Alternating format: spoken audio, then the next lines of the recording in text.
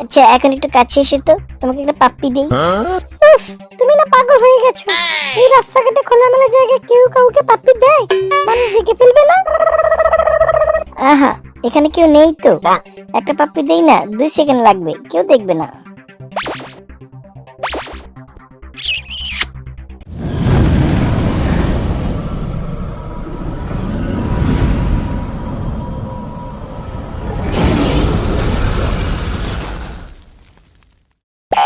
চাঁদ উঠেছে আকাশে, তুলসী আমার কোলে বসে। ও চাঁদ উঠেছে আকাশে, তুলসী আমার কোলে বসে। সুখের জোয়ারে গায়ে যে মন, কত সুখের গান। একদিন না দেখলে ও তুলসী তোমারে, ভোগটা করে আনচান আনচান। একদিন না দেখলে ও তুলসী তোমারে, ভোগটা করে আনচান আনচান। তুমি যে কত সুন্দর গান গাও, তোমার গান শুনে জানো আমার মন প্রাণ একদম ভরে যায়। যতই রাগ অভিমান করি না কেন তোমার সাথে, তোমার গান শুনলে আমার সব রাগ পানি হয়ে যায়। সত্যি বলছো তুলসী? আরে হ্যাঁ বাবা, হ্যাঁ, আমি সত্যি কথাই বলছি। ওহো, আমি তো একটা কথা বলতে তোমাকে ভুলেই গেছি। এভাবে আর কতকাল লুকিয়ে লুকিয়ে দেখা করবে বলো তো? আমার দাদা কিন্তু এখন আমাকে খুব নজরে নজরে রাখে। যদি জানতে পারে যে আমি তোমার সাথে প্রেম করি, তাহলে থাপড়িয়ে আমার দাঁত কিন্তু সব ফেলে দেবে। আর তোমাকে যে কি করবে আমি কিন্তু সেটা জানি না। এ বললেই হলো না, থাপড়িয়ে তোমার দাঁত ফেলে দেবে আর আমাকে মারবে, তাই না? তুমি জানো না আমার দাদা কিন্তু ফুটো। তোমার দাদা আর আমার দাদা কিন্তু বন্ধু। আমার দাদা কিন্তু পাজিটা কম না। তুমি কি ভেবেছো? আমার দাদা আমাকে খুব আদর করে। যদি তোমার দাদা আমার গায়ে হাত দেয় তাহলে দেখবে খেলা আমার দাদার। দেখো টোটো, আমি এত কিছু বুঝতে চাই না।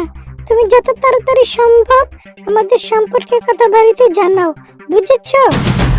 এই তুলসী, তুমি এগুলো কি বলছো? আমরা তো এখনো গ্রাজুয়েশনই কমপ্লিট করিনি। আগে গ্রাজুয়েশন কমপ্লিট করি, সম্পর্কটা থাক, তারপরে না হয় সম্পর্কের কথা মানুষকে জানাবো। এখন জানালে পেদাবে। শোনো, আমার গ্রাজুয়েশনের আগে বাড়িতে কানাঘুষা শুনতে পেয়েছি ওরা আমার জন্য বর দেখছে। যে কোনো সময় দেখবে আমাকে বিয়ে দিয়ে দেবে। তখন তুমি বসে বসে আঙ্গুল চেষো গ্রাজুয়েশন কমপ্লিট করে, বুঝেছো? প্লিজ প্লিজ এরকম করে বলো না তুলসী, তোমাকে ছাড়া যে আমি বাঁচবো না। ওইসব ফিল্মি কথা বাদ দাও, বাস্তবে আসো, বুঝেছো? এসব স্বপ্ন দেখে লাভ নেই, বাস্তবে আসো। যা করা যায় তাড়াতাড়ি করো, না হলে কিন্তু পাখি ফুরুত, মনে রেখো। কিরে মাদার চানের বাচ্চা, তোর কি ওই ফুটোর রোগে পেয়েছে নাকি? হ্যাঁ, ও যেরকম বন্ধু বান্ধবের সাথে বাজে ছেলেদের সাথে আড্ডা দিত, এখন তো মায়ের গুতা খেয়ে এখন ঠিক হয়েছে, এখন যায় না। আর তোরও তো দেখি রাত বিরাত নাই, ফুরুত ফারুত করে ঘর থেকে বেরোস, আবার ফুরুত ফারুত করে আসস। ঘটনা কি? হ্যাঁ, কোথায় যাস, কি করস? আমি তো কিছু বুঝতাছি না। তোর কি লাঠি সালাম দিতে হইব? আহা, অমন করে বলছো কেন? ছেলে তো বড় হয়েছে, প্রয়োজন থাকতে পারে না? আরে ভূত মারানি, তোর কারণেই তো ছেলে নষ্ট হবে। ওই ফুটোটাকে লাইতে গুতে তো ঠিক করছি, এখন টোটোর মাথাটাও তুই খাচ্ছিস, আমি বুঝতে পেরেছি।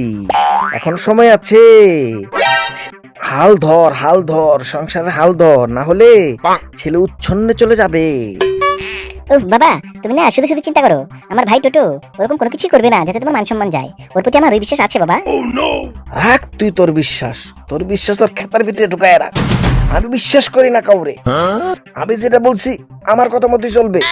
রাতে 8টার পরে ঘর থেকে বের হওয়া যাবে না, কথাটা আমি বলে দিলাম। এটাই আমার শেষ কথা।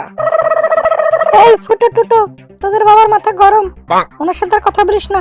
আয় তোরা ঘরে আয়, খেতে আয়, আমি ভাত বেড়ে দিচ্ছি।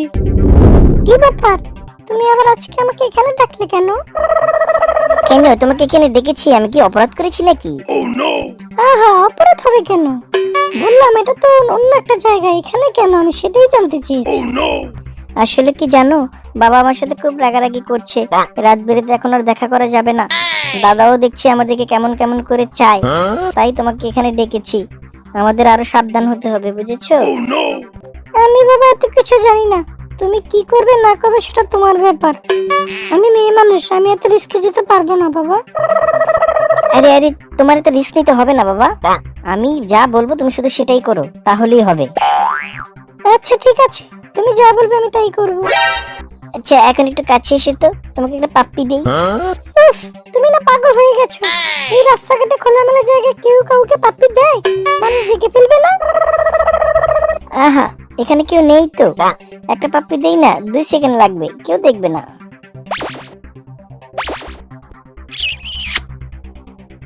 কে রে ওখানে? কি রে তুলসী, তুই এখানে? দাদা মানে ওই টোটোর সাথে একটু দেখা করতে এসেছিলাম। দেখা করতে এসেছিস না বেলের লাপানা করতে এসেছিস? আমি তো দাঁড়িয়ে দাঁড়িয়ে সবই দেখলাম। তুই বাড়িতে যা এই মুহূর্তে, আমি বাড়িতে আসছি, তারপর আমি তোকে দেখছি, আর এখন টোটোকে দেখবো। ওরে বাবা রে, ওরে বাবা রে, মেরে ফেললো রে, মেরে ফেললো রে। কন্টেটা ছেড়ে দাও, চলে যা, আর মেরো না, আর মেরো না।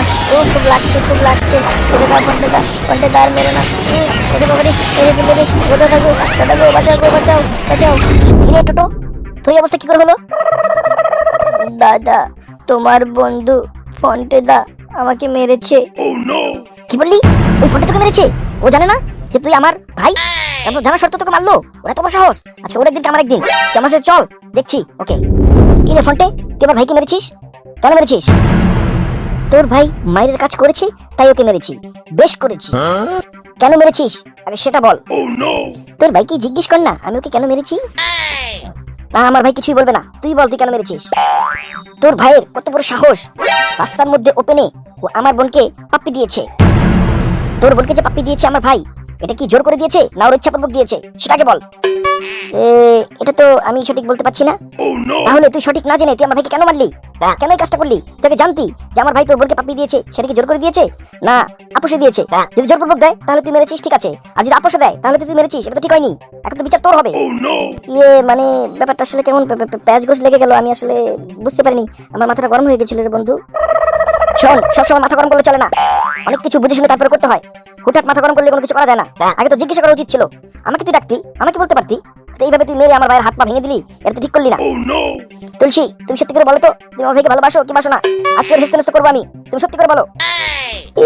মানে দাদা, সত্যি কথা বলতে আমি টোটোকে ভালোবাসি, আমরা একে অপরকে দুজনকে আমরা দুজনে ভালোবাসি।